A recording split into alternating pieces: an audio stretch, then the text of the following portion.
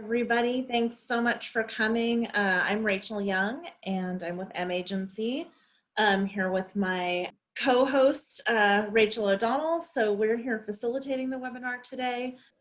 And with that, I'm going to go ahead and pass it off to Walt to kick us off. Well, good evening, everybody. My name's Walt Birdsall, and I work for the Tacoma-Pierce County Health Department in a program called Natural Yard Care.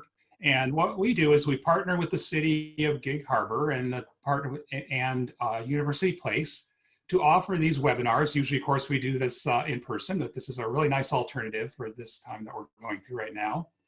And the reason we do this is because we're encouraging people to use less chemicals on their yard, less chemical pesticides and herbicides and fertilizers, because during our rainy time, which is coming up here real soon, that washes down into the streams, down into what we call the surface water, and down into the street, and maybe down into the storm drain, and it ends up in our waterways, in our streams, lakes, Puget Sound, and even filters sometimes into the groundwater and the water we drink. So we're just going to encourage you to use less chemicals.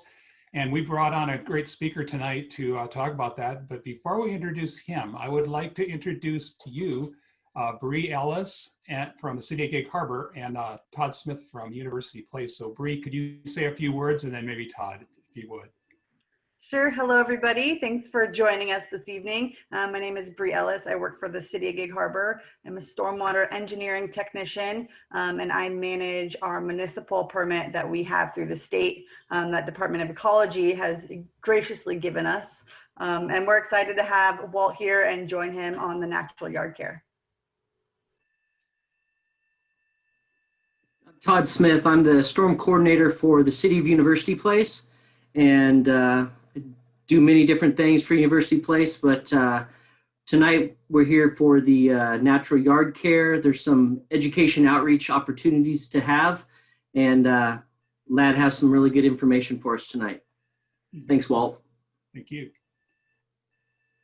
Okay, I just wanted to right now introduce to you Lad Smith, our speaker tonight. And Lad is, of course, going to be speaking on work less and have a better looking yard or garden. And I can tell you that it's attractive for me because anytime you can work less and get something to look better, that's awesome. So and he has a lot of great ideas. Lad's worked in the landscaping business for many, many years, and he has been our speaker a few years back. And I know he's very entertaining and educational. So thank you, Lad, and take it away. Awesome. Thank you, Walt. And thanks everyone for coming in tonight. And I especially want to thank Rachel for putting all this together along with Walt. I mean, it's a lot of effort. You might think that all they have to do is just hire pretty faces to do the talks, but there's a lot more involved. And so I really appreciate them putting all the effort into it. So, okay, so we are going to share screen. Get this puppy rolling right now. Okay, slideshow from beginning. Okay, woo, off and running. Okay, that was the hard part right there. Okay, so like Walt said, you know, the more time that we can spend enjoying our yards, the better. And this is a picture of my place, and I'll show you some more photos of my yard, how I've incorporated all these techniques that I'm going to talk to you about tonight, how I do my yard, because really this is my favorite place in my yard, where if I just want to be in my yard, I just want to like be a part of it, instead of like a lot of times we're always just working because there's always something going on, and it seems like there's always maintenance going on. So I want to teach you some things tonight to make your yard more successful, which means it makes it so it's easier to care for. It really is, which means that you can spend more time in your favorite spot. And quick story, I have a couple garden designers that we work with, and one of them has a good friend from England, and they were visiting some gardens around here in the Pacific Northwest, and the designer from England, she said, all you Americans have benches in your yards, but you never sit in them. And it's kind of true, because it's like we're just always busy in our yards. And so what I want to talk to you about tonight is things to make your yard easier to work with. And so you have times to sit in your bench or lay in your hammock like this, okay? So for a lot of people, this is no maintenance, right? I mean, it's just like, you just don't do nothing. And really, we're stewards of this little planet, and it doesn't matter what piece of property we are on, we're not going to be there forever. So we really need to take care of it in an environmental and a correct way so that it just lasts and gets better and better and better. So instead of just like letting Mother Nature do her thing, what we try to do is work with her to create beautiful gardens. And it doesn't matter if it's like a woodland garden that shows here on the left-hand side, more naturalistic, or even the one on the right hand, which is a little more ornamental, we say, where it has more ornamental plants and maybe a little more care and stuff. The whole key is to build beautiful gardens by having really nice soil so that they just kind of, instead of surviving, they're thriving and they're exploding, taking up space, which means that we have less care going on. And the beauty about building these kind of gardens too is that we can bring in all the beneficials that we want. We're going to bring in wildlife. You're going to bring in birds. You're going to bring in butterflies. You're going to see hummingbirds all over. You're going to see all the bees and pollinators because they come to these types of yards that we're trying to create. So as long as we just start putting out the things that they're attracted to, you will see all those things in your yard too. It just makes our landscape and our gardens even better by having all this interaction with these kind of creatures and stuff too. So tonight, what I'm going to talk to you about, the 4 things. Healthy soils, it's a whole key, and I think if anybody was here last week for bills and stuff like that, it's probably this reoccurring theme of just like soils are the whole key. Soils are the whole key, and if we're constantly gardening to improve soils, then our plants are better because of it. So that's what I try to do in all my gardening is I'm trying to make my soils better, and then my plants explode. And I'll talk to you about mulching, which is really Mother Nature's easiest way to get soils better, quicker, is to mulch and to add this renewal, this consistent renewal of organic matter, which is how Mother Nature works. I'll talk a little bit about right plant, right place, and then I'll talk about smart watering. And really, soils, plant, watering, if we can do all those 3 things, our plant landscapes explode, and they are so much easier to take care of. So, whoops, already throwing stuff around. So part of the program tonight will be based on, it really is based on the Natural Yard Care Program.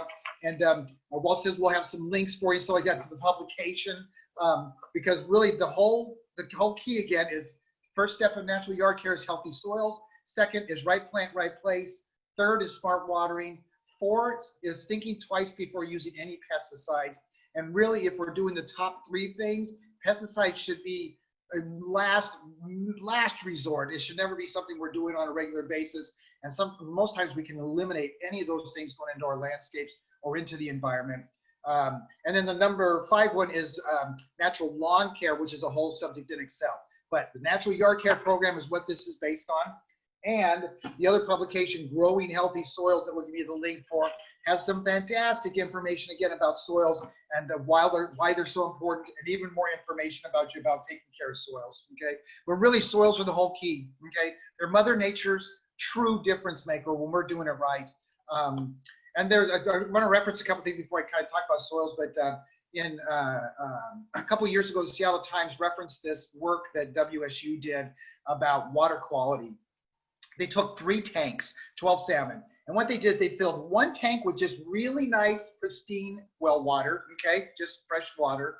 1 tank they filled up with storm water runoff from Highway 520. And this is before Highway 520 has been rebuilt, where now, instead of that water going straight down into Lake Washington, they actually collect the water from that whole deck, move it off into the side where they run it through some soils and some estuaries and stuff like that in order to cleanse the water before it goes back into Lake Washington. But this is before that. So they had straight water from Highway 520, and that's what they were trying to study. And then the 3rd tank, they had the same stormwater runoff from Highway 520, but they ran that water through a small layer of gravel and compost before it went into the barrel. And then they put the fish into the barrel. And what they found every time they did the study is that the fish that were in the well water, straight, really nice water, just swimming around, having a good time. The fish that went into the water that was stormwater runoff from Highway 520, not being treated, just straight going down into the lake. As soon as those fish went into the water, almost immediately turn upside down, float. I mean, that kind of an impact by having that kind of material being flowed down into Lake Washington. And that 3rd barrel, where they had that stormwater runoff run through a small layer of gravel and compost, and then put into that barrel, all the fish survived in that. So healthy soils in very, very small increments are environmental benefits, okay? And that's the beauty of this, is that we can have small benefits with a little bit of healthy soil, and it gets better and better and better over time. And that's why it's so important to be focused on our soil health and our soil building to be able to have better soils, because this can be an immediate result. As soon as water hits this kind of a soil, it allows it to slow down, it allows it to spread out, and then allows it to sink in. And if this water with any kind of contaminants can go through healthy soils, then it's going to be really nice water once it gets down in the groundwater. So healthy soils can make a huge difference on just water quality. So have a better landscape and have a better environmental benefit just by taking care of our soils, okay? And then there's this article that was in Atlantic Magazine several years ago, where now they have discovered the soil bacterium, that what they found is that when we have our hands like this one down below in really good soil, nice, dark, rich, healthy, just it smells good, it feels good, and you just know there's so much life in it. Just by having our hands in that soil for 20 minutes releases serotonin. So just by gardening, just by being in healthy soils, we feel better. So healthy soils also make us better too. It makes the environment better. It makes it better for the fish. Everything we do makes better with healthy soils. So good gardening and just having your hands in good soils makes us better people. So soils in themselves have all these benefits, including plants love growing in it, okay?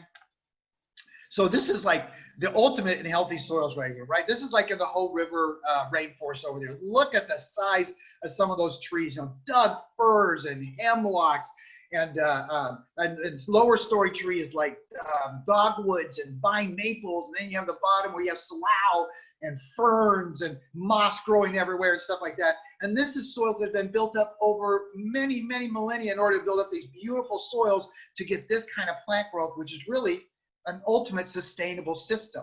Nothing gets inputted in here, nothing gets taken out of.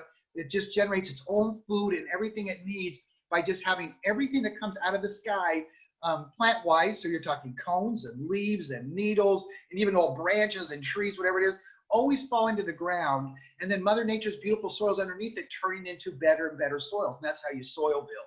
But this is usually built over a long time, like you said, when we're talking this kind of a forest. And so in this kind of a forest, you actually have this huge soil or tree canopy up here, and then an under canopy, right? And then you have this thick layer of organic matter that's just everything is coming down, just continually build up on top of each other. And so the topsoil underneath is built over time. And all that's based on beautiful soil organisms like these guys, which gives us the ability to break down that organic matter and make beautiful soils. So all this is rich in bacteria and funguses and protozoas and everything to make soils nice. And then you have your subsoil. And then if the water can come down and penetrate through that, it gets into become groundwater. And again, with beautiful topsoils, it's all that water is cleansed and goes into the groundwater as pure water. So in Mother Nature's system, the water is slowed down through this canopy of all these plants. So it slowly moves down so that when it hits this organic matter, it's allowed to slowly spread out and then slowly go into the topsoil. So 50% of it, like it shows here, might just be evapotranspiration, which is the water that goes down into the soil, taken up through the roots, and then taken up back through the plant, and then out through the leaves. And then 35% there is detained and then down and allowed to be infiltrated into the topsoil and down through the subsoil and the groundwater. And then there might be just a little bit of surface water runoff, which usually just happens when the water just coming out of the sky so fast that it just doesn't have enough time to percolate down. But in this kind of a system, it's usually more of a rare occurrence that those kind of waters happen just because of all this structure set up to detain and let water move in, okay?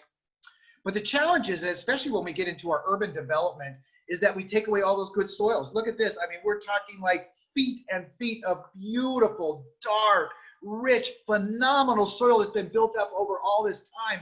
And they haul it away because you can't build on top of that. You got to get down to that subsoil. But what they do is they haul it away and then they sell it because it's beautiful soils that has tremendous value in it, but you can't build on it, okay?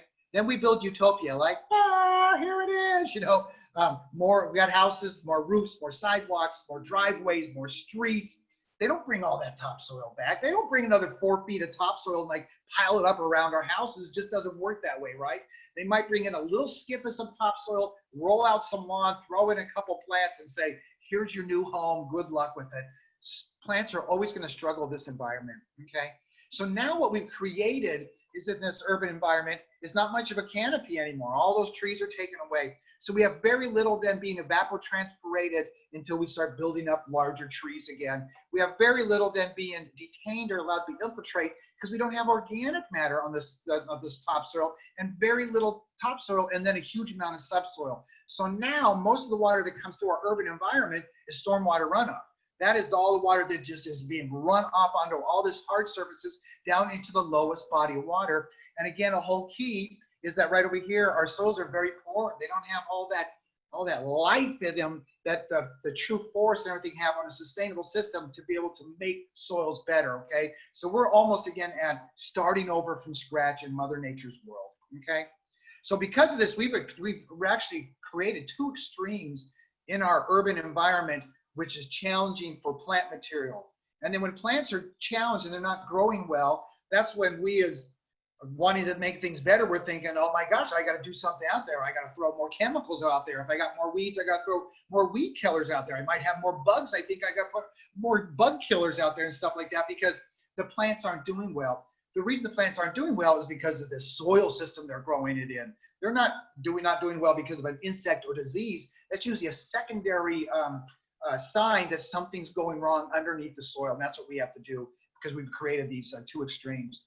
So the first one, like one reason why we're all here tonight is the stormwater runoff, right? Because now we're seeing that this water that comes from the sky, which 2/3 of the planet, they figure by 2040 is not going to have access to fresh water. And for us in the Pacific Northwest, it's like, it's a problem. We got too much water. You know what I mean? But it's too much. It's a problem in our urban environment. Fresh, beautiful water is what everyone wants, okay? But here's one of them. In 2014 to 2017, we set a new record of 186 inches of rain coming down. And you can see again where we're seeing huge spikes in our winter months. Usually we're seeing a lot more water coming down than we usually have seen in the past. But also, and I'll talk about this as the second extreme, we're seeing less water in the summer times corresponding. So more water winter for stormwater runoff, less water during our summer months, okay?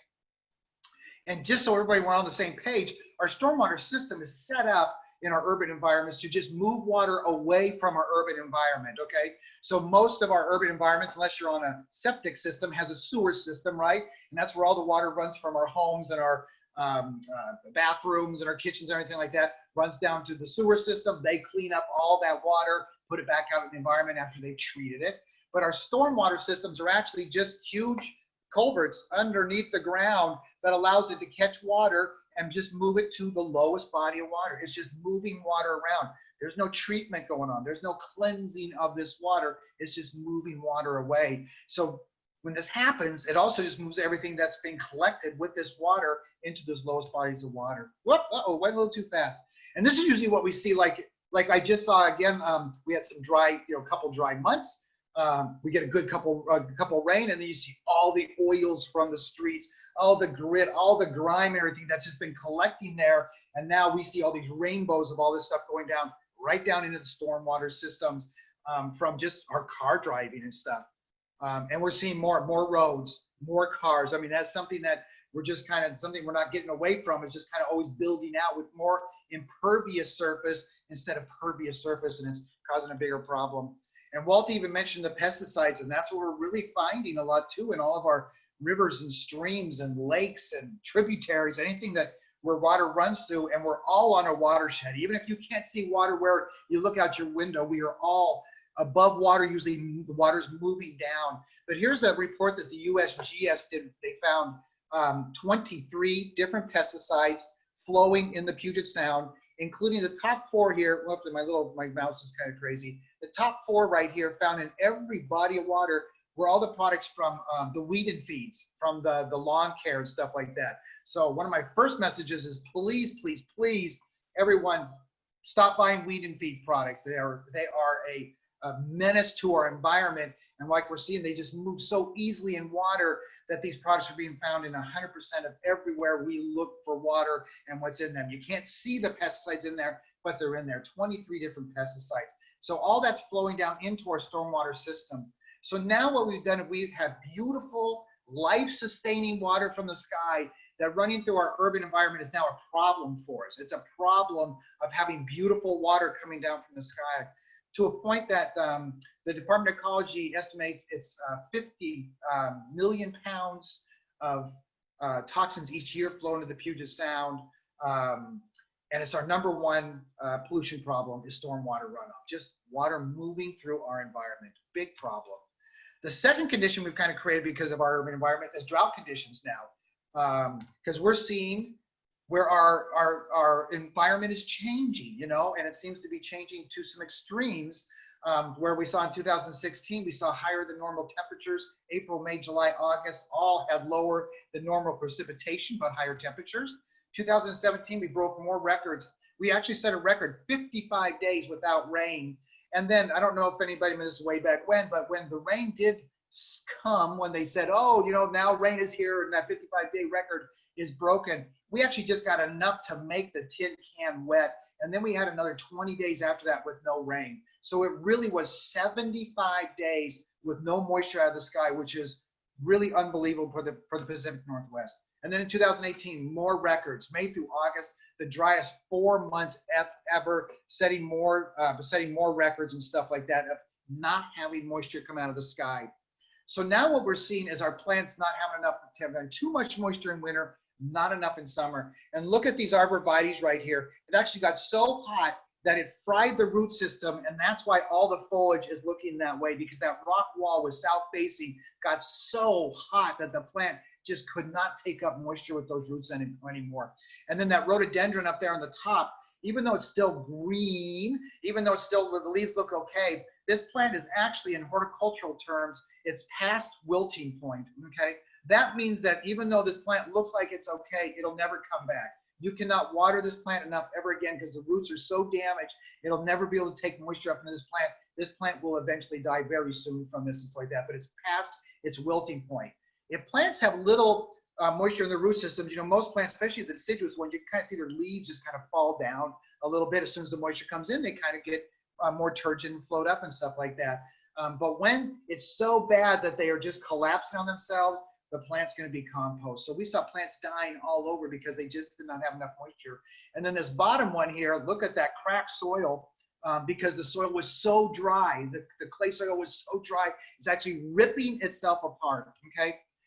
And we have to realize that really our soils are like a big sponge, okay?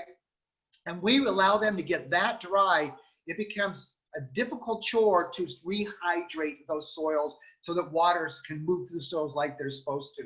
So if you have a dry sponge right out of the package and you take a bunch of water and pour it right on top of that sponge, everything just shoots off. It just runs straight off because it's too dry, right? And too much water at one time. But if you take a little bit of that water and you just kind of coat the top of it, it actually softens up the top of it, allows those pores to open up a little bit. So now you can put more water in there to allow it to slowly seep through the whole sponge, where if you did it over time, you could take all that moisture and slowly be able to put it in the sponge and have it, none of that water come out of it, because now it's being held in all those pores.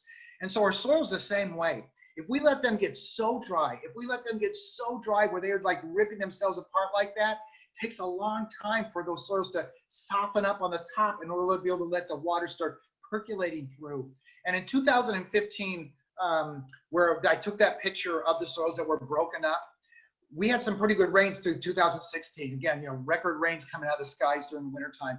But when we went out and did some aerations the next springtime on some of these lawns where the soil had been allowed to get so dry, even though they got all that rain during the wintertime, when we were taking out plugs, it was only wet maybe a half to an inch down into that soil, and then down below that completely dry. Even though we had like tremendous amount of moisture coming out, it was just so dry, it just shot straight off. So we never want to let our soils get that dry. We always want to have a little bit of moisture in there so that the water can always move through the soils, okay?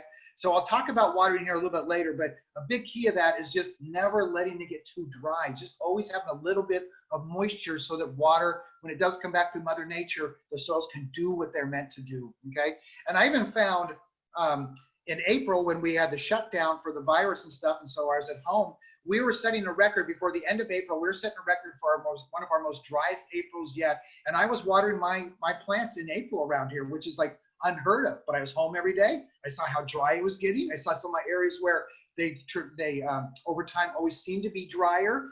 So I was watering those areas just so they weren't going to get too dry in April. So every landscape's different, every microclimate, every soil depth, every plant material, plant canopies and stuff like that. We really have to be mindful when we're in our own places to just be watching our soils at all times, okay? So, and how Mother Nature, kind of going to another tangent here, as Mother Nature does her thing, it's called soil building, right? And if we have a parent material, which we like, let's say it's that hard pan clay that a lot of us deal with, it takes a long time for organic matter to be built up over that soil surface so that it kind of starts crumbling down and making the soils better. And then over time it gets better and better. And then over time it gets better and better, like over here. But a lot of this is based on plant material growing on top and then dying, and then organic matter being built up. So there's more plant material being built up there. So it dies. And so it's this succession of time and plant material, different plant materials coming in order to build soils. But it takes a long time to do it just by letting Mother Nature do her thing.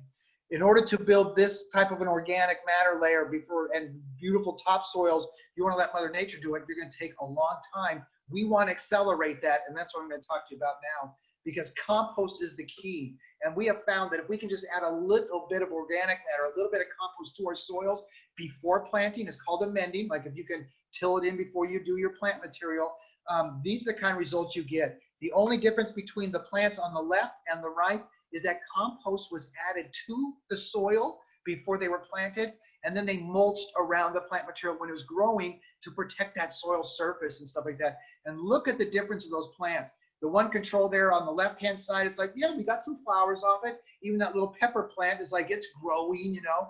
But look at the size of the plants on the right-hand side. These flowers are exploding out there. There's more of them. And those pepper plants are now flowering and have fruits. And the tissue and the leaf material is phenomenal. That's what we want to create. And that is because we added organic matter beforehand and then covered up with mulch the soil surface so these plants can really explode. So that it can be this quick by adding organic matter to our landscapes to see these kind of results in a very short time, okay? And the whole answer is compost. It's organic matter. It's life that's brought to the soil by this broken down process. That compost is just like all those leaves and needles and fruits and whatever it is being broken down into this beautiful, rich material that now Mother Nature uses as like her gasoline to run the engine that we call the soil, okay? And really soil is based on this organic matter, because if we look at just the basics of soils, we have the sand, silts, and clays, which is like our building blocks, okay? That's like our mineral components and stuff. And then we start building beautiful soils by adding organic matter, and that which makes loam in our soils. And that's really what we're looking for, because this loam then makes the soils better by opening up and allowing for air spaces and for areas for water to move down. And really in any good soil, in any quality soil, half of any part of that soil is just open air spaces. It's just spaces for water to percolate through, spaces for air to be able to move back and forth through, spaces for critters to be able to go down, roots to go down. That's what we're trying to create, is these pore spaces, and that comes from good soils, and that comes from loamy soils. So we have to add organic matter to develop a clay loam or a sandy loam or a silty loam, whatever soils we have. It's better with compost, okay? I never recommend it, and most people have clay soils, and that's what we deal with probably 95% of the time is clay soils. I never recommend adding sand to clay to try to make the soil better. All we're doing is building concrete. It needs the organic matter for that pore space. It needs the light that's brought in there to be able to build good soils, not just two building blocks, okay? Because it's all the critters that are in there, right? It's the bacteria and the funguses, the protozoas, the nematodes, the arthropods. These are just the start of it. Even earthworms, like the larger ones that we can see, where Darwin even knew how important they were. We said worms are the intestines of the soil. All life, including ours, depends on their patient tilling. And so now when I'm in my garden, I pick up an earthworm and I go, "Thank you, Mr. or Mrs. Earthworm," and I give him a big kiss, like this, and I go, "Thanks for everything you do." And then I'm looking at him, I go, am I kissing the head or am I kissing the other side? And so now, instead of kissing them, I just pick them up, pat them on what I think is the head and say, thank you for what all you do, and put them back in the soil. But earthworms are a sign of good soils. And if you don't have a lot of earthworms, you'd be amazed. We're coming up to, I'll talk a little bit about this too with mulching, but the leaves are gonna start falling down out of the trees. Mother Nature's annual renewal of organic matter, we're gonna see an explosion of it here pretty soon. If you have some areas of your yard with poor soils and stuff like that, lay down some leaves. Take like a 10 by 10 area and put down some leaves on it, and then come back like a month or two later and pull back those leaves, and you will find earthworms. They are there, they're ready to do their work. They just need to be given what they're looking for, and leaves are a big part of it. So do a little experiment. If you're not sure about earthworms, put those leaves down, go back and check. You'll see the top of the soil is a little crumblier. You'll see it's a little darker because the tannins from the leaves are starting to leach into the soil. So it makes it a little bit better over a short period of time, and you'll probably find some earthworms. So it's amazing how we can accelerate what Mother Nature wants to do by just giving this organic matter renewal, and the leaves are going to come down and give it to you for free here pretty soon. So, but you got to love the earthworms, okay? So maybe how about a quick pop quiz, and Bill might have already talked to you about this, but how many beneficial organisms can be found in a teaspoon? I got a teaspoon here. One little teaspoon, a little teaspoon of healthy soils, one little teaspoon. How many beneficial organisms? I'll start up with 4,000. Anybody? I don't see hands, but I'll say 4,000, 40,000, 400,000, 4 million, 400 million. Some people think it might be 400 million. Actually, none of those numbers right. It's 4 billion. And I wish I had more of these brochures from King County that they put out. This phenomenal brochure talking about the 4 billion beneficial organisms in every teaspoon of healthy soil, and how easy it's easy to create that by just adding organic matter, because that's the light that they bring to it, and that's how your plants explode, is by bringing this organic matter and these kind of organisms to your landscape, okay? So you gotta love compost. You've got to love compost, because again, that's the broken down material, that's the immediate injection of life into your soils. Now, if you don't have compost, it shows like right on the left-hand side, leaves, man, put the leaves down, put the arborist chips down, mulch the soils, and that's what I'll be talking to you about next, okay? Is the easiest thing to do is to mulch. Mulching soils is how Mother Nature builds soils in her world. We just want to accelerate that through our own mulching practices, okay? So again, kind of already showed this, but parent material over here takes a very long time for water to break it down, for a couple plants to grow up, to die, to add organic matter, for more plants, organic matter. What we want to do is put that much organic matter on top and accelerate this soil building. And it's amazing how fast it happens just by adding organic material to the top of the soil surface, like Mother Nature does it. This is how she does it, and it's easy peasy. Everything that comes out of the sky, she just leaves on the ground to let those soils start doing their thing and stuff. As gardeners, we're very tidy. We always want to clean up. We always want to make things tidy and stuff like that. Big part of this is make it easy on yourself and leave the organic matter in your beds. Leave it till it's in springtime. Then you can come back and check it out and see what's going on. But you'll be amazed how much better the soils are by just leaving leaves. Leave your perennials in there. Leave all this organic matter. Spend the time in your hammock instead of out tidying everything up all the time, okay? Because the big challenge around here in the Pacific Northwest is bare soil, okay? And that's why Mother Nature in the Pacific Northwest always wants to cover the soil. If you don't cover your soil, she's going to cover your soil with either plant material or moss or something like that to help protect the soils during our winter rains. That's her main job. Because if we have bare soil and rain starts hitting it, it detaches the beautiful fine stuff at the top of the soil and carries it all down, and that's where erosion comes in, and then we just have hard pan soils down below again. So we've got to protect the soil building that Mother Nature is doing by mulching on top of it so we never have bare soil, okay? So again, number one positive characteristic of soil building, of mulching, is we're still soil building. We're doing what Mother Nature intended by just putting mulch down on top of our garden beds, okay? Other positive characteristics is that it'll actually reduce the evaporation during our warmer summers. So that means you'll have to water less by having mulch down. It actually moderates the soil temperatures year round. So our temperatures in summer are cooler in the soils. Our temperatures in the soils are warmer during the winter time because it moderates instead of having extremes by having the soil exposed to those type of temperatures and stuff like that. I heard Cisco Moore say a little while back that if someone has good mulch on their soil, if the ambient temperature is 90 degrees outside, the soil temperature will be 75. That's a huge difference for plants to feel good about what they're doing and to be able to keep their processes going, is that their root system is 75 degrees instead of 90 degrees. So huge difference by just having organic matter on top of the soil surface.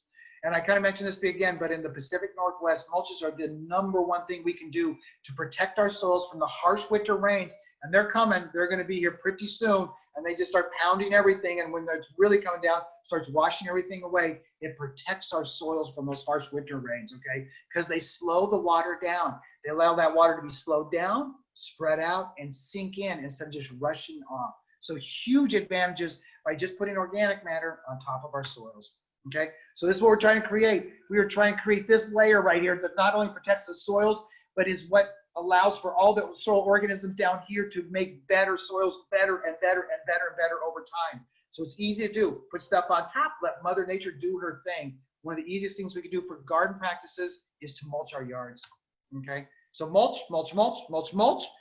I spend at my time, and again, I'll show you some photos here, other than when in the beginning when we were planting stuff like that, I've done my gardening practice now just mulching. And I do a lot of my mulching in wintertime. Because the garden is slowed down. All the weeds aren't there, you know. I can put all my mulch down, put it nice and thick. I go out on a nice, cool fall or winter's day with a cup of hot cocoa, just go out there and move some material around, work for a couple hours, go inside. It's like it's the easiest thing to do instead of trying to do all your mulching during the peak season when you got all these other things doing. So one of my keys for gardening is mulch during the winter time to get all your mulch down. In springtime, you'll have little or no weeds coming up because of it. Because again, now this little weed here on the left-hand side is called shopweed.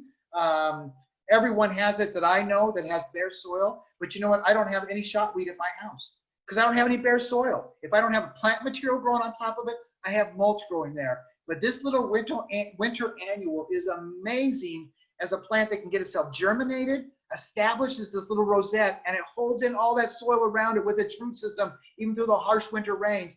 And then it sends out this little flower, this little white flower in early spring or late winter, put seed heads on it, and then when we're out there gardening, we hit it and it shoots the seeds into other places. Phenomenal little plant, but the only reason people have this plant is because they have bare soil. No bare soil, no shotweed. Absolutely amazing. So my #1 thing about smart meeting is mulch. Use mulch. Use beautiful mulch to not only make our gardens better and look better, but make your weeding less, okay? And a couple keys too about mulching is that it's a great physical control of weeds again, because it doesn't allow seeds to germinate. As long as seeds are down below the ground and don't get sunshine, they will not germinate, okay? But if we're out there doing our weeding and we go in our springtime and we do weed, and pull all these weeds out of the ground, we are actually tilling the soil and bringing up new weed seeds to the soil surface. And then we come back like 2 or 3 weeks later and we're going, oh my gosh, that whole place is full of weeds again. And the reason that it's full of weeds again is because we just tilled up new little weed seeds that you don't see, but they're there. So when I do my weeding, I immediately put mulch on top of it and I don't have any weeds. So you save yourself a ton of time by not re-weeding all the time after we do our initial weeding. So I got right there, and there's a picture of it right there on the bottom.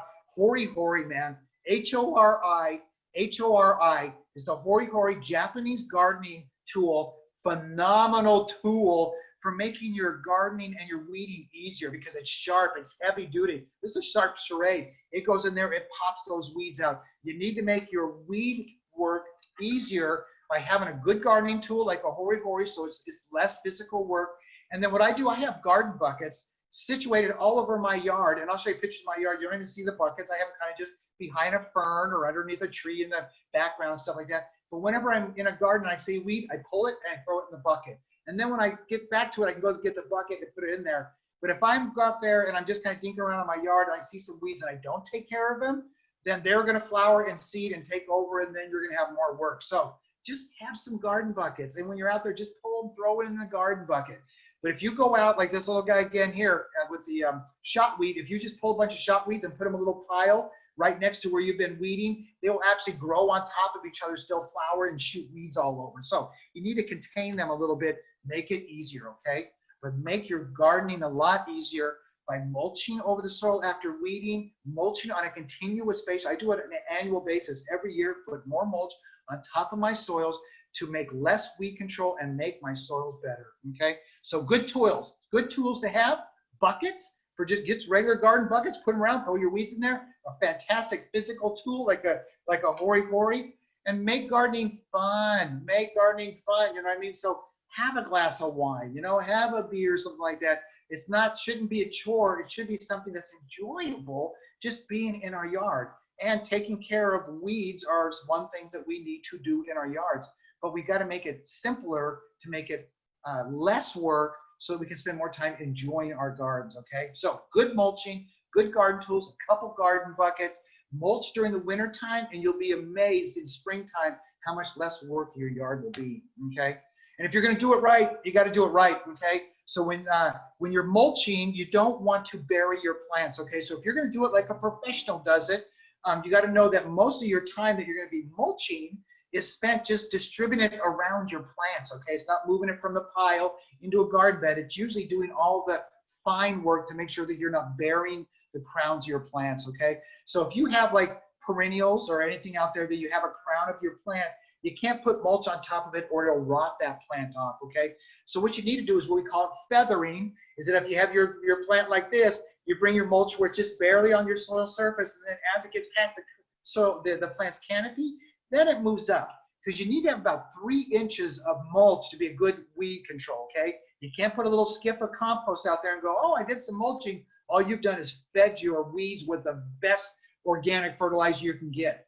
For weed control, 3 inches is a minimum, okay? And that can be a lot of material, but you can't put 3 inches over the crowns of your plant. You feather it out from the crown and move it up, so once it's past the canopy, then when there's bare soil or in between plants, then you have your 3 inches, okay? So it takes some work to do the feathering to make sure you're not around crowns, so you're not doing damage to your garden plants while you're doing this beneficial mulching to the soils.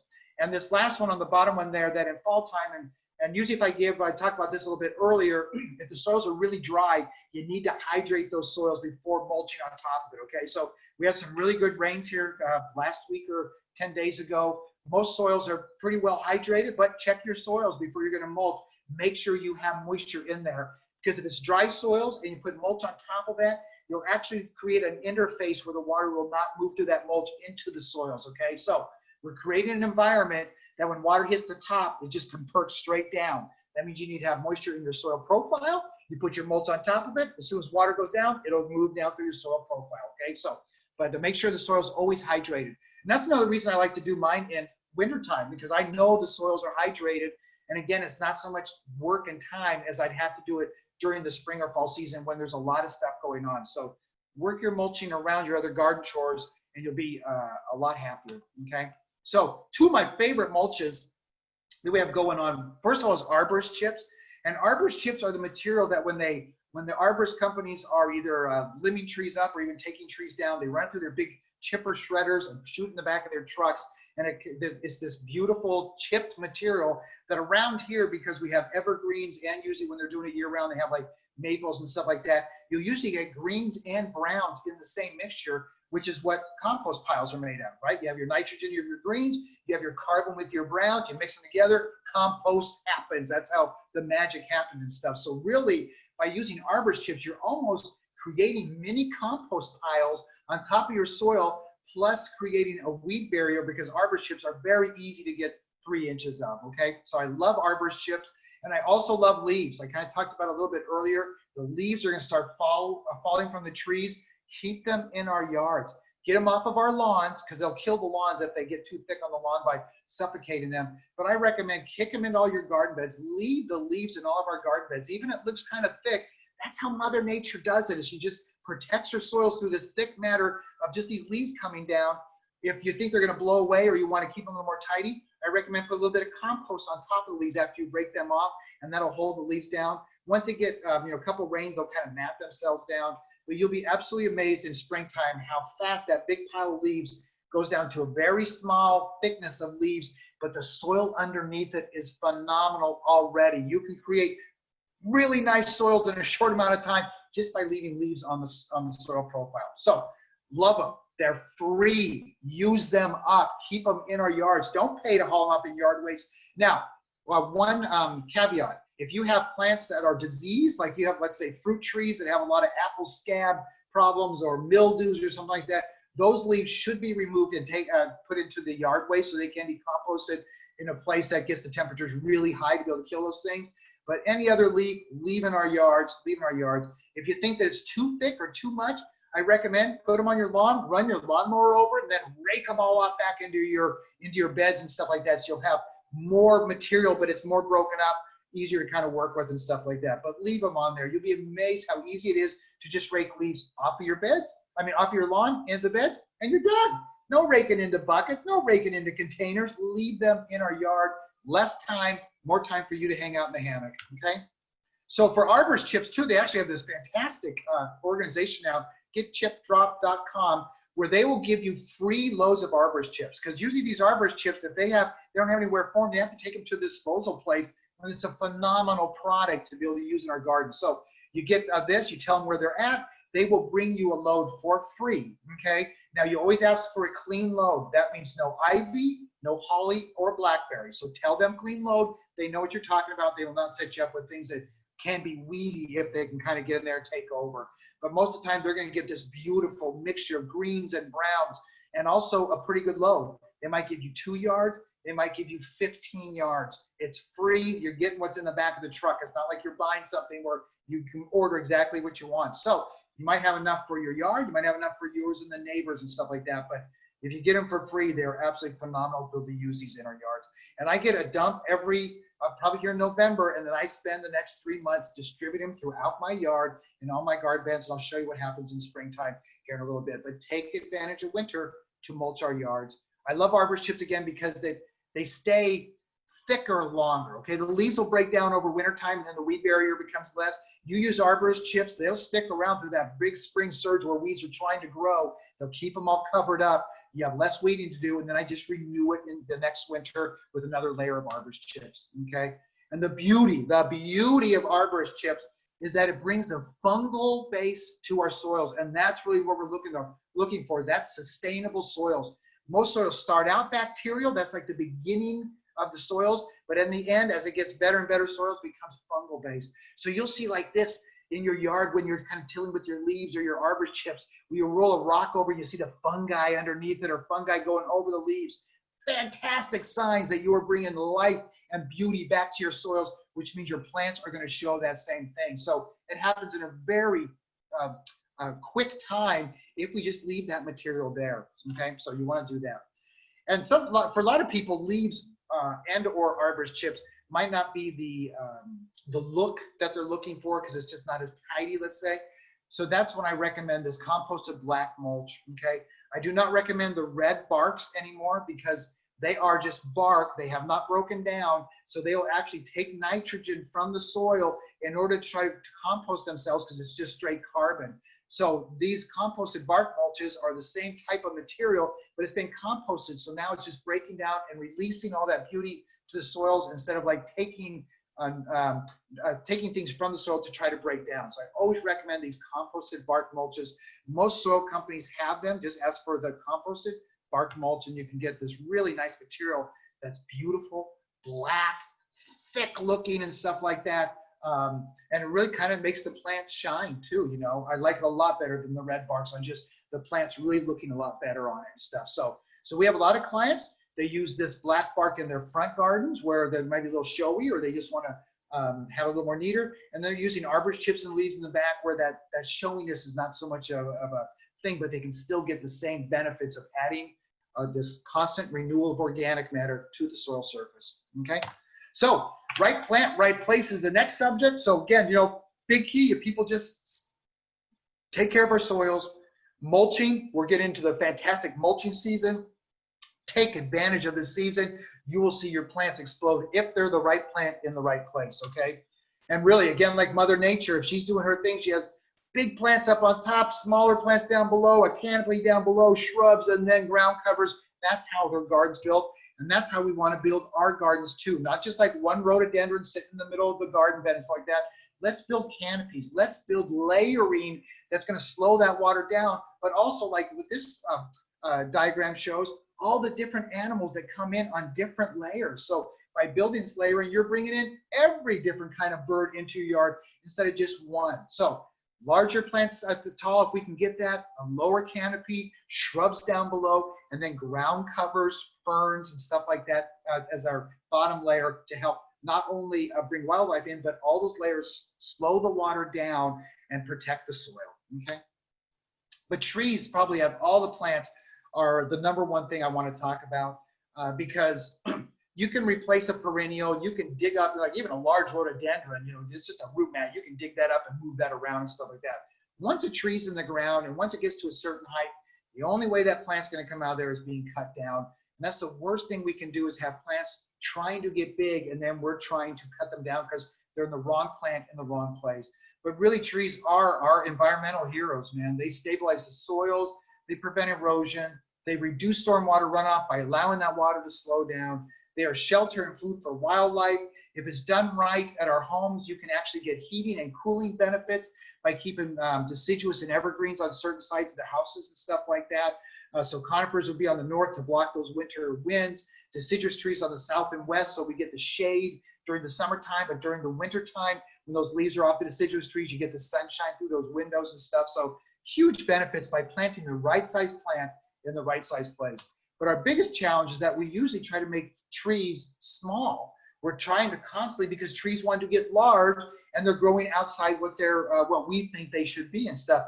But look at this, I'm up in Lake Stevens, and these trees here on the left, these are actually Doug firs. These are Doug fir trees that every year this guy shears into these conicals and then paints the trunks white. A lot of work for no reason. For Doug firs, a Doug fir tree, why do that to a Doug fir? Here, this tree over here, this is called pollarding. This is where a tree, this is where a person will come in who says they're a tree person, but they're really butchers. They'll come in, they'll whack down to stubs, you get all that sucker growth come up, and the next year they come in, whack down to the stubs, send up all that sucker growth. Worst thing you can do to trees, and it's just constantly making money for these people that are doing the wrong things to trees. And then this little cherry tree down here, look at the size of the trunk, and it's got a little teeny canopy. If anybody's ever gone to the UW during the spring cherry trees doing their things in the quad there, or even like going to the Cherry Blossom Festival in Japan and stuff, mammoth-sized trees with mammoth-sized canopies, and those petals coming down like snow all over it. That's how a cherry tree is supposed to look. Not supposed to be 8 foot by 5 foot constraint, okay? So unless we put the right plant in the right place from the beginning, we're constantly trying to make them small, and we're making more work for us or someone else that we have to pay to make those things small. So right plant, right place. We don't do this to any trees. We don't make them small little balls. We don't top them anymore and then let this go up. That's not a strong tree anymore. It won't have a good crotch anymore. Those trees will be weakened. They'll have problems. This is the worst thing to do on an evergreen, is topping the top of it right here to make it smaller. This is the worst thing we can do to trees, okay? So right plant, right place, at maturity, and most times a tree wants to be good size. You know what I mean? I mean, like some of these, like let's say a blue spruce wants to be 150 feet tall by 80 feet wide.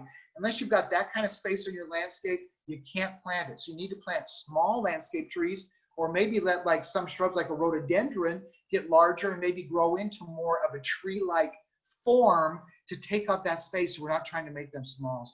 But a couple of my favorite small landscape trees, if we have the room, and these are small landscape trees, meaning they still get about 30 feet, maybe 25 to 30 feet tall, and maybe again about a 20 feet spread, so we still need room for them. But if we have this kind of room, like this Stewardia, beautiful fall color, you'll start seeing it right now, like flaming red color on the Stewardia. But look at this bark over here, just beautiful mottled bark when it's allowed to grow up to maturity, not whacked down into a ball, allowed to grow maturity.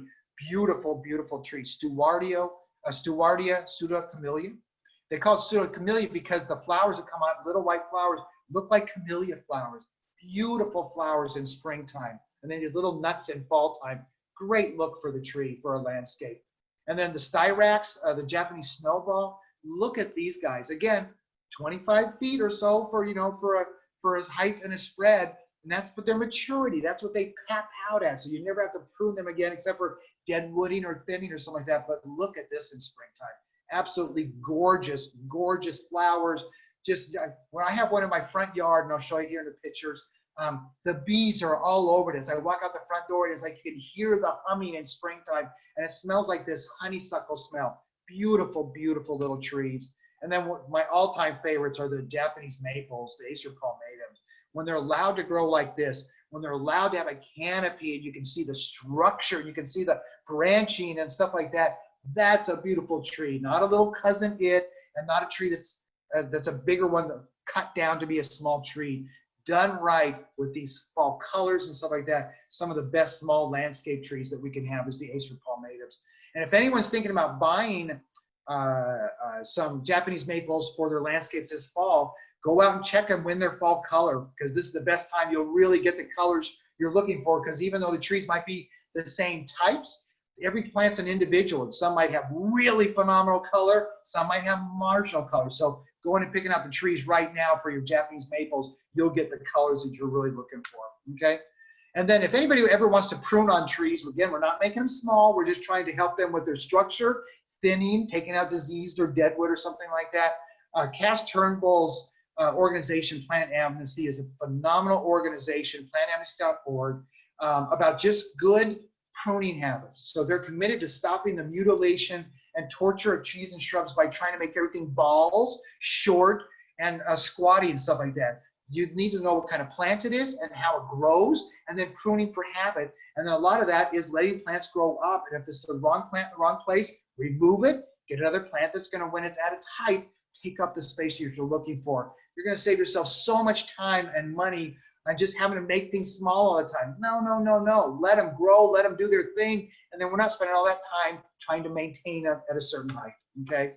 And then another quickie about planting natives, because natives are very popular, but we are finding that they're a challenge in our urban landscapes because they don't have really good soils, okay? So these two plants here are really successful in the forest environment, but they seem to do really good in our urban landscapes, even in poor soils. So on the left there is the sword fern. I love sword ferns. I put sword ferns everywhere in my landscape. If I don't know what I'm going to do with the spot, I put a sword fern in there. It's evergreen. It protects the soil year round. And then when I decide what I want to do in that spot, dig it up and move it somewhere else and stuff. But I love sword ferns. Any kind of fern, any kind of an evergreen that grows in our gardens for the winter time is the slower. It allows that water to slow down even during the winter times. And then I love these vine maples on the left-hand side here. I've got them all over my yard. I've got big ones, single trunk, multi-trunk. I mean, they have different shapes and sizes. They have all these different leaf colors. And a beauty about vine maples too is that they have a very inconspicuous flower that pops out in middle springtime, so that you really won't, most people notice the flowering on a maple tree, but these very small flowers come out, but they're actually the flowers that are the #1 food source for the hummingbirds that are traveling from Mexico, migrating up to Canada. And when they get up to Washington, and they are almost to Canada, but they are pooped, those little flowers are their #1 food source. So I put vine maples in my yard, and in springtime, I have hummingbirds all over my yard because they're coming for these flowers. So throw in some vine maples, a couple of sword ferns around the bottom of it. You have a phenomenal beginning of a nice little native garden that has color, vegetation on it, and attracts wildlife.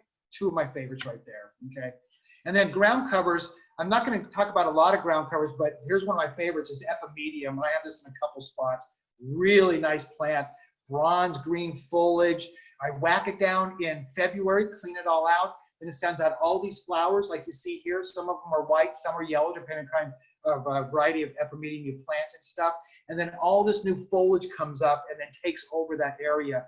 But it gets very tall. It's probably 18 to 24 inches, and that's what I like for ground covers. I don't like ground covers that are very small right around the soil surface because weeds get in there very easily.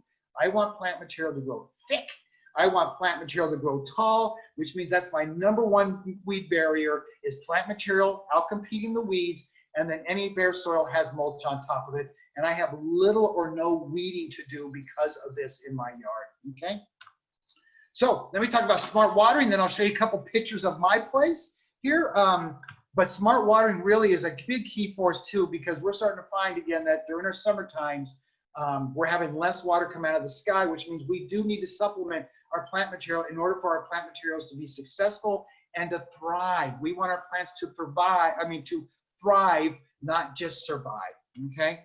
And for all of us, and I'm not sure, maybe one of the questions could be like, where you guys get your water from down there, but like up here in the Seattle area, we get it from a couple watersheds that every year have to be replenished through our snow and through our rain, and then it fills it back up, and then we use it, and then it fills it back up. So we have to be very conscientious because we're getting more and more people, more and more development, more and more areas sprawled out, but doesn't mean we're going to get more water coming out of the sky. So we really have to be consistent on trying to be good water stewards when we're using our water, because we're going to have to use water to have successful landscapes.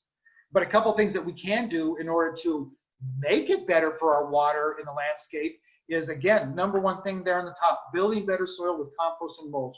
Kind of talked about it a little bit, but you got to constantly have to harp on it. We're really, that is a key for any good landscape, is compost, mulch, renewal of organic matter, having really good soils get better and better and better, which makes better use of water in those landscapes. And then group plants according to water needs. You can't put like a water-loving plant next to a plant that doesn't like to have water, or one of those is not going to be successful and have problems. So do a little research and plant plants according to what their water needs into areas so you can take care of them accordingly. And then lawns are a big water user. Grass plants, when they're done right, is a really good plant for our landscapes, for our, be able to go out there and play with your kids and have areas for our pets and stuff like that. But they use a lot of water, so we really have to be mindful of how much area we have in lawn and whether it's useful. And if it's not, turn it more into garden beds or food or something like that, so we're just not throwing water out on lawns, okay? And again, if we're in charge of putting water out into a landscape, we've got to be responsible about it. I mean, to do something like this where we're taking beautiful, pristine water that's been given to us through our water services, and they don't give us water through our pipes and say, hey, here's some crummy water you can use for just flushing toilets, and here's some nice water that you can use for whatever else you want. It's all beautiful water they give to us. We've got to be really responsible how we're using it. And this is not being responsible, just letting it roll down into the gutter, okay? Use it correctly so you get the maximum benefit of it, and we're not wasting this precious resource. So that means for us, we really need to know how much water is coming out of our system, and every system's different, every sprinkler system's different, and that's why we have to measure it. And the number we're going for is 1 inch that we're asking people to try to measure for. And so you can go out, matter of fact, I don't have mine here, but I got some tin cups, cat food cans, tuna fish cans, whatever you can use, any kind of containers like this. Just go out, let the water, whatever sprinkler you have, water for a certain amount of time, pick 15 minutes, half hour, whatever it is, and then go out and measure those containers to get an idea of like an average of how much water came out of all those containers. So let's say you water for a half hour and you get a half inch. You'd know you'd have to water an hour to get 1 inch. Okay, so some basic calculations. And my sprinkler is like that one up on the top there, an oscillator. So it goes, it goes back and forth. And I really like an oscillator sprinkler because as it goes from one side it waters, when it goes to the other side, it allows that water to sink in on the other side. So when the water comes back, it allows it to sink in a lot more. Sometimes water gets put on way too fast and the soils can't handle it, and then that water just gets run off. Okay, so I like slow watering. An oscillator does that. At my house, it took me 3 hours to get 1 inch of water with my oscillator. So a long time to get 1 inch. But every landscape's different. Water pressures are different. Soils are different. Plant material different. Everyone needs to do their own instead of just saying, tell me how much to water, because it's tough to just give an answer, okay? And again, water, it's kind of amazing how much water can be used over like this 1 acre. If you're going to put down 1 inch of water, it's 27,000 gallons of water. So we have to be mindful of it. We just don't want to just water to water. We don't want to just not water because we're trying to be conservatives. Like there's this balance in there to make sure that we're doing what we need to get the maximum results with the amount of water that we're using. And that's why really for us, even the Pacific Northwest for sure, is that we need to adjust our watering depending on the seasonality. Like I said, in April, I had to water my yard this year, where past Aprils, I haven't had to water my yard. Every year is different. All plant materials are different. But people who have like irrigation systems, they just set the timer and it just waters the same amount for the whole entire summer. It's usually overwatering, wasting water, which means they're paying money for something that they're not getting the benefits of it. So we usually have a little bit less in springtime, a little bit more in summer, and then it comes back down in fall time, and then we need to turn them off when we don't need it. And that's coming up here pretty soon, probably about another week or two. When we see the rains come in, most people need to be turning their irrigation systems off and not just let them run until someone can shut them down for winter, okay? And the benefits, if we can take water and water it in when the soils are a little bit dry and allow that water to percolate all the way down into our soil surface. If we have, let's say, 6 inches of good soil, that 1 inch of water will actually fill up that entire 6 inches of soil profile. And then the beauty, if we do it right, is that as the top half dries out a little bit, roots will go down, finding that water, and you can train your root system to go deeper into the soil, which means you have a better root system. And this kind of shows, this little graph shows the same way. If you water a little bit every day, the roots don't have to grow down very much because the water is always there. But if we allow that soil system to fill up and then just water maybe 1 inch a week, the roots will go down finding that water. Now, roots will not go down into dry soil hoping to find water. The water has to be there and the roots will go down there looking for it, okay? And that's the beauty. And then look at what we can create. Here's a lawn that we did for a client where they had really nice root depth, and these roots right here are 9 inches deep, 9 inches deep of a root system. And look at this lawn, thick and tenacious. That's what we're looking for in plant material. Where look at this soil here. It's like, it's clay. It is hard pan clay, hardly any topsoil. I don't even see any here, but yet the plant is still able to survive, okay? It's not doing well, but the lawn is still able to survive. The key for any plant is, again, not just surviving. We don't want, we're just eking a life. We want plants to thrive. We want plants to explode. That's what we're looking for in our gardens, because it makes our gardening easier when our plants are this happy, okay? So again, in most of our urban environments, and if you live in a development, let's say, most of your roots are probably going to be at that soil surface because you don't have good soil down below until you start building it. So in these areas, we might have to water a little more often for a little less time because you can't fill up 1 inch into like a ½ inch of soil. So again, every landscape's different. Every plant material is different. You kind of have to figure it out for yourself on how deep your soil is. After you water, go in and check to see how that is. And the easiest thing to do that with is a soil probe. I love these guys. Love them, love them, love them. Or up in Snohomish, up in the downtown Snohomish, in the city of Snohomish, is Stuber's Horticultural Supply, and they have these really heavy-duty ones. This one is a Hoffer soil sampler. You can get them online. It's a good piece of material. It probably costs about $75, but it's worth its weight in gold for discovering what you're doing down below in the soil and the roots. After I water, I go and I stick this in the soil, and I can see exactly how deep my roots are. I can see exactly how far my water went down there. All these things, how good my soil is and how much it's getting better. So you can do very ininvasive checking of your soil and your watering by just getting yourself a soil probe.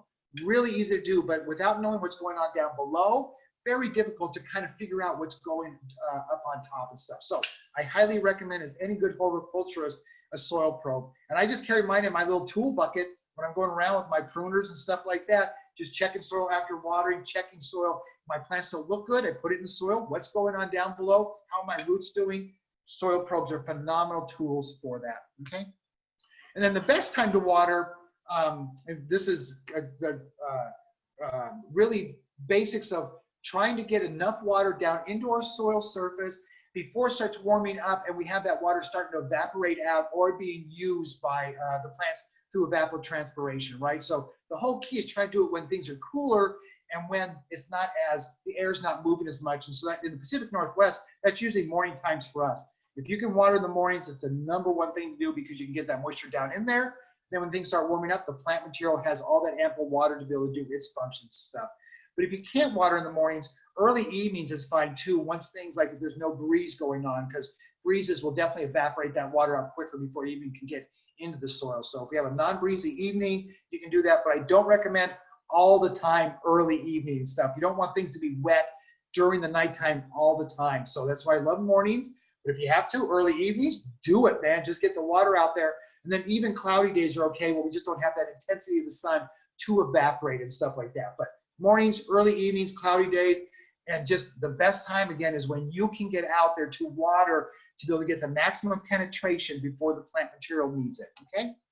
So I'm going to finish off here by showing you some pictures of my house. I live up in Lake Stevens, and when we first moved into this place, it had been a rental. It had been beat up. This is actually the front slope. I'm not going to call it a lawn because it was mostly just, it's weeds. It was almost 100% weeds. When we moved into the house, nobody had taken care of it for like 2 or 3 months. So the weeds were actually like 2.5 feet tall. So I mowed them all down just to kind of get to a basic plant material. And then I took it all up. I used a sod cutter. That's a machine you see up there at the top. It actually just has this cutting blade that goes right underneath all that root material, so I can roll it up and get rid of it easily. But you can see all the soil there is just hard pan clay. I mean, there's no good topsoil there. Nothing was brought back in. They just put, you know, plant material on top of this caliche clay, and then the weeds took over, because all those types of plants like dandelions and clovers are meant to make poor soils better. That's because they're tough plants. So that's what was entirely growing there. I wanted to build gardens, so I removed all that. I brought in beautiful, I think it was 60 yards of composted topsoil, amended it all in with that heavy clay, so I really had a nice root depth of decent soils now as a start. But you can see it's a nice dark color. I put my dry river stream in there where I actually hooked my rain gutters too. So now it becomes like a rain garden where the water just kind of collects inside there instead of going into the stormwater system. And then I built an arbor back there for a wisteria, which I really love wisterias. And then I just started planting around it. So planting. The whole key for me in my landscape is almost no bare soils and plant material that I want taking up those areas. And so here's more. I just thicken it up with as many plants as I can, so that I don't have bare soils going on, and these different, starting to build plant layering and canopies going on. Here's the wisteria growing on that arbor. Like, this is probably about 5 years later. You can see I got a vine maple here up in the corner with an azalea underneath that, and then flowers underneath that. So I'm developing layers now in my landscape by putting the plants as they get larger in these areas. And then in the beginning, because I had some bare soil, I would just throw out seeds. I love columbine seeds. I love cosmos seeds. I think that's my next one. I love cosmos. I just threw out seeds everywhere to get more plant material growing in there to give me seasonal color and stuff, while my small plants started getting bigger before they would start flowering and stuff like that. But I wanted color. I wanted to take up room as much as possible with just plants growing all over. I love rocks. I brought in a bunch of big rocks. You saw them with the dry river stream. Rocks for me are fantastic in that once you put them there, you never have to garden that spot again. It adds some interest, but I never weed that area. I never water that area. They're fantastic for just taking up space. And in my landscape company, we actually will give a lifetime guarantee on any rock that we put in a landscape for our clients. If that rock dies on them, we will come out and replace it immediately. And because we plant them well, I've never had to go out and replace a rock. They've all lived. Okay?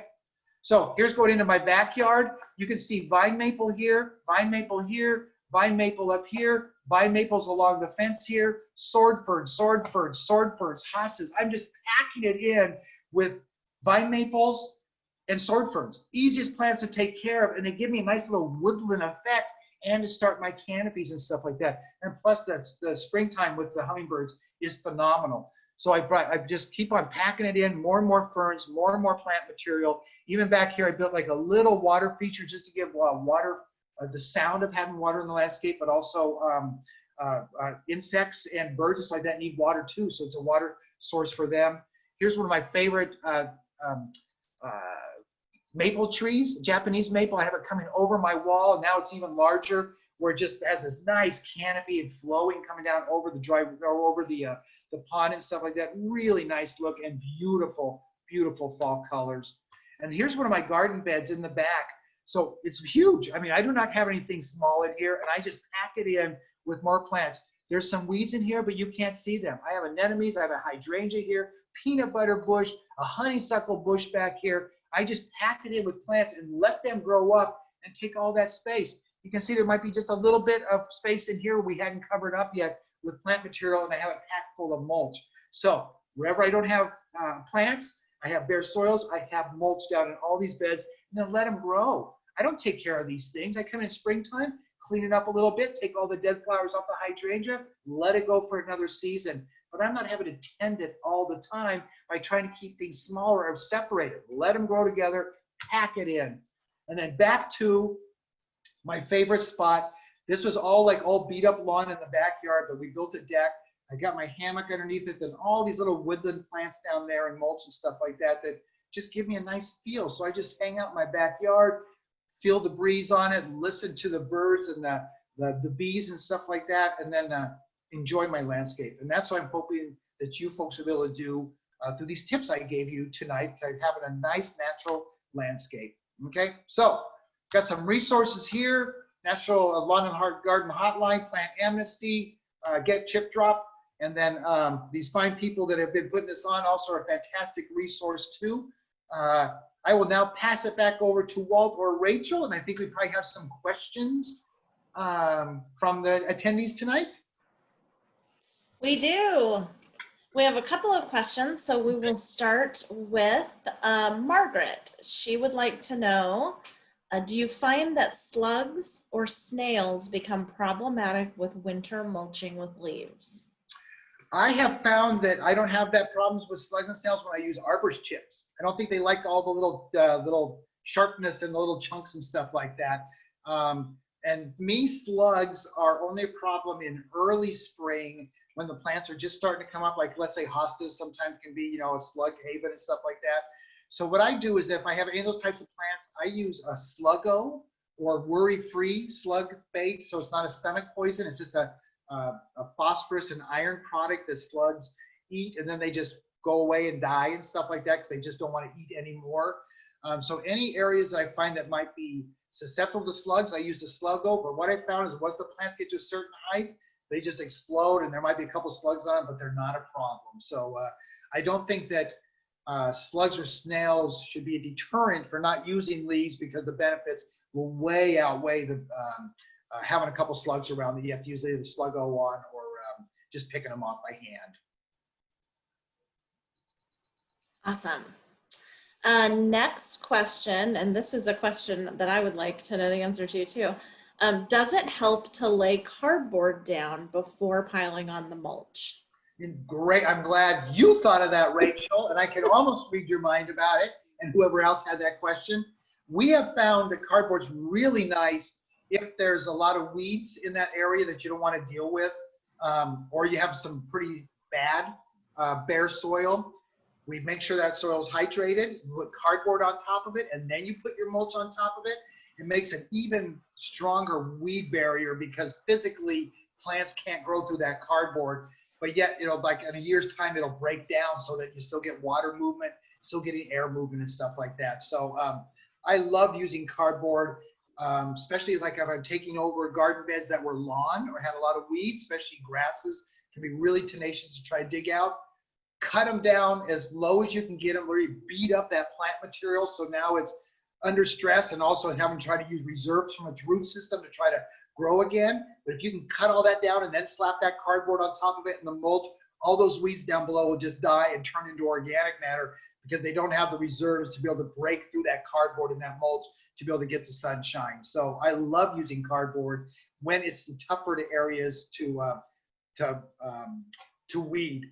But I found it difficult to use it like in my perennial beds, because where you have all your plant material together, you just don't have enough room to put cardboard down.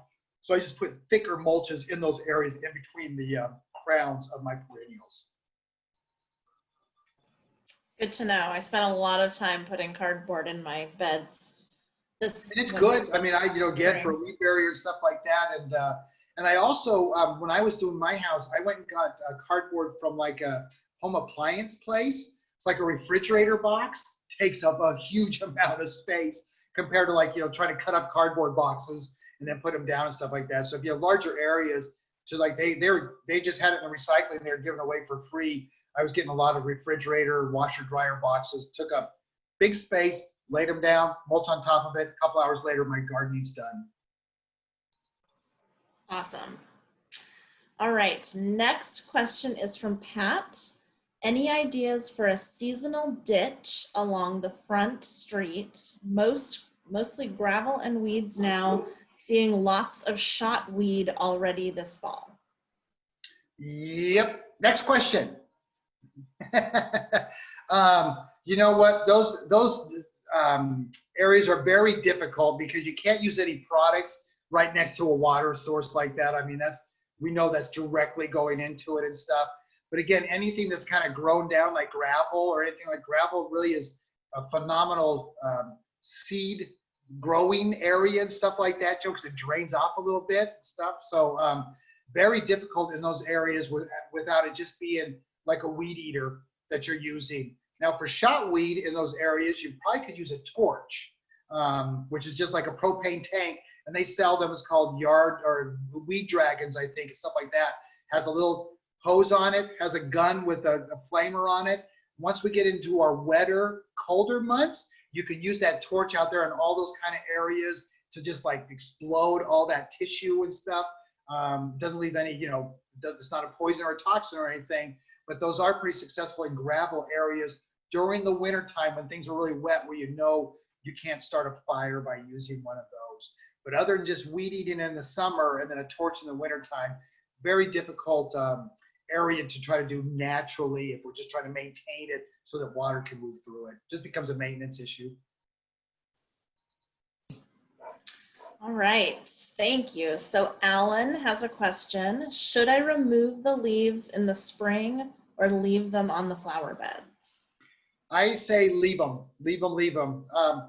Every bed I've worked in, even if the leaves are on there pretty thick in fall time, they really kind of, flatten themselves out and disintegrate during the winter. And then those plants are strong enough to be able to break through that. Hostas, daylilies, bulbs, anything like that. They are built to kind of move through forced litter that way to get up and start doing their thing. So I say leave them on. Don't do any more work on them. Great. All right, Richard asks, how can I best live with squirrels that are eating plants? Do you have a list of squirrel-proof plants? Squirrel-proof plants?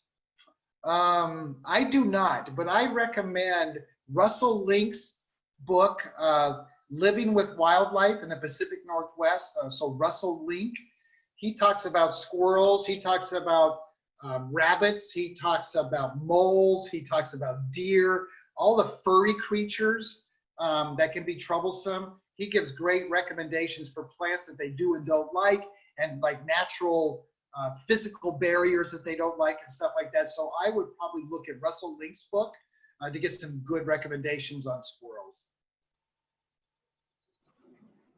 Great. Any suggestion for horsetail control? Well, horsetail. So Ann Lovejoy, who's a really good garden writer, she's phenomenal, Pacific Northwest. She actually says that horsetail is an indicator plant in your garden. It indicates that you need to move. Okay.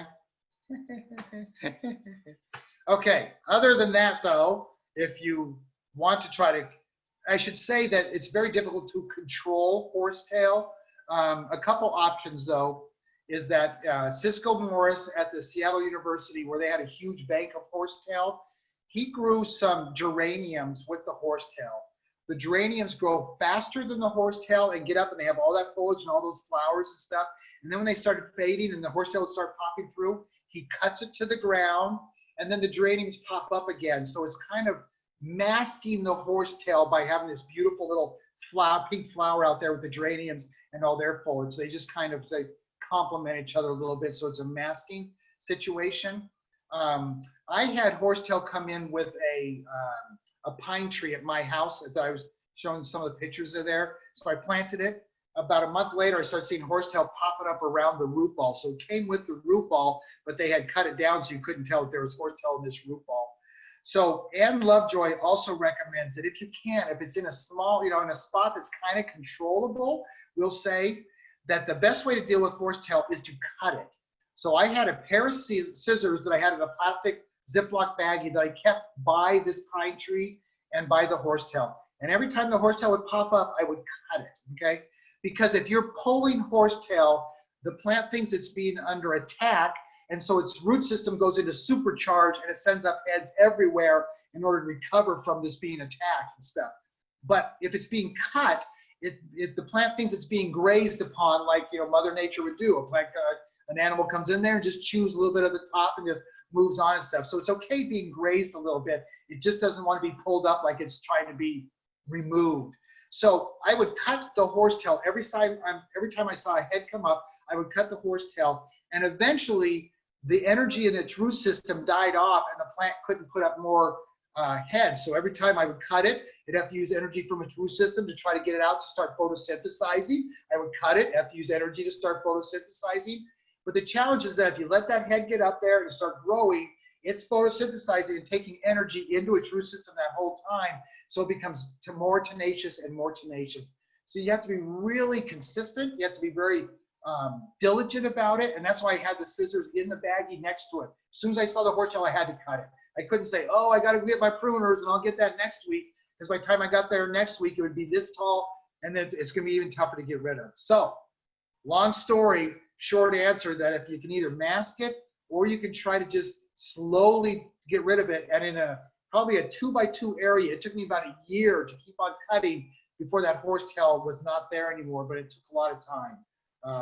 Very, very difficult plant to deal with if you want to get rid of it. Sometimes it just becomes part of our landscape to just live with it. Put in some more ferns and stuff like that, and it just becomes part of it instead of trying to kill it all the time, because most people are never going to be able to kill it with chemicals.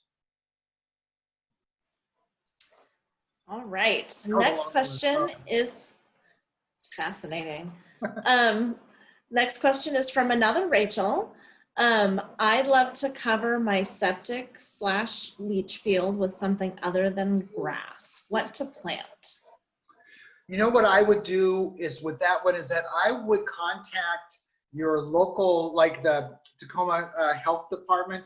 They probably have like septic care things that they talk to people about it, because septic systems are also can be damaging to the environment if they're not working right and such.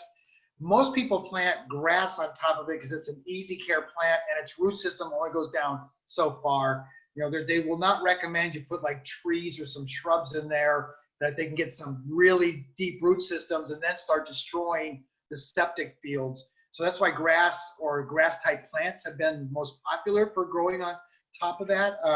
So that's why I would ask Tacoma if they have any other plants that they recommend that you can put on top of that is not going to damage your septic drain field long term and cause big problems.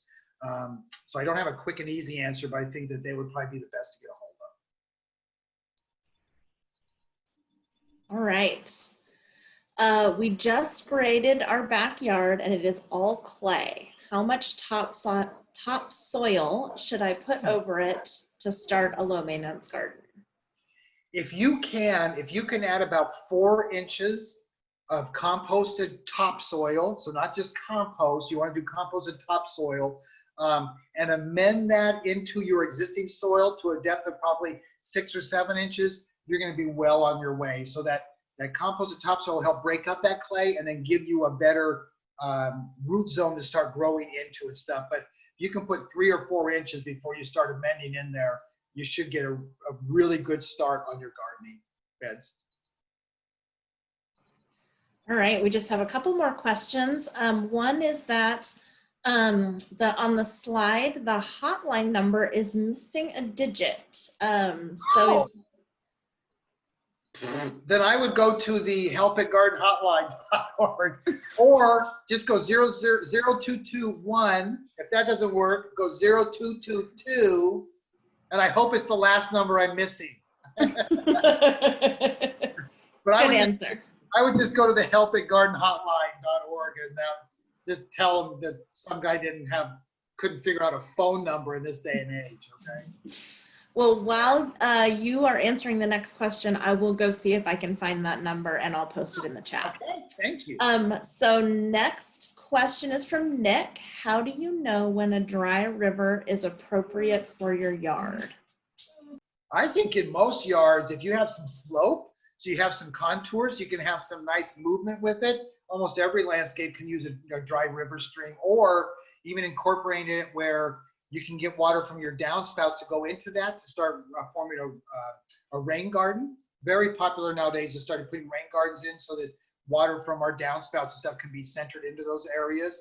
But for me, I like having some contour in the landscape before I put in a dry river stream or anything that looks like water's moving, because I don't think it looks natural where we have it flat and then we just build up a bunch of rocks on one end and then have water coming into it or a flow like that. It just doesn't look like Mother Nature built it. So that's one reason I was very attracted to that house that I just showed you, is because the front was nice and sloped, the back had some nice contours. I could really easily start building garden beds and having some nice movement in there without having to bring in a lot of soil to start building that up. So if you've got the movement and you have the flow, dry river streams or rain gardens are phenomenal for almost every landscape. Awesome. We have one last question, and it is, I had a wisteria plant that got out of control. How did you train the wisteria on your arbor? I talk really nice to it. I found that if you're mean to them, then they don't like it. So wisteria, as a matter of fact, the one reason I grew it on an arbor is because if people grow it on houses and stuff like that, it can destroy things. I mean, it is a tenacious plant. So what I do every year, I do it twice a year, is I cut off all the new growth coming up to it back to the main canes.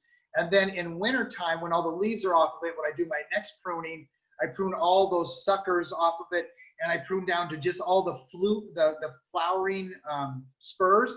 And you can kind of tell the difference between that, a vegetative bud and a flowering bud, that once you kind of look at the plant.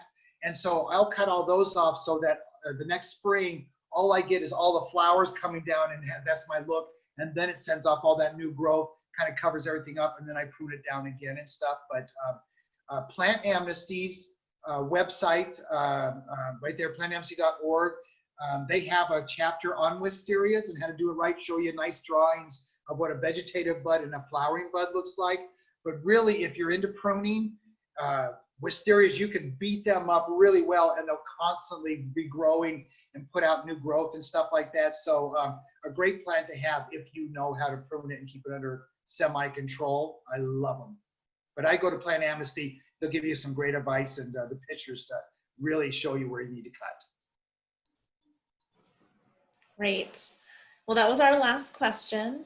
And I posted the hotline number in the chat. That last number is in fact a 4. So you wouldn't have had to try that many times to get it. That's right. I was almost there. I was at 2. All right. Well, thank you so much. I'm going to pass it back to Walt.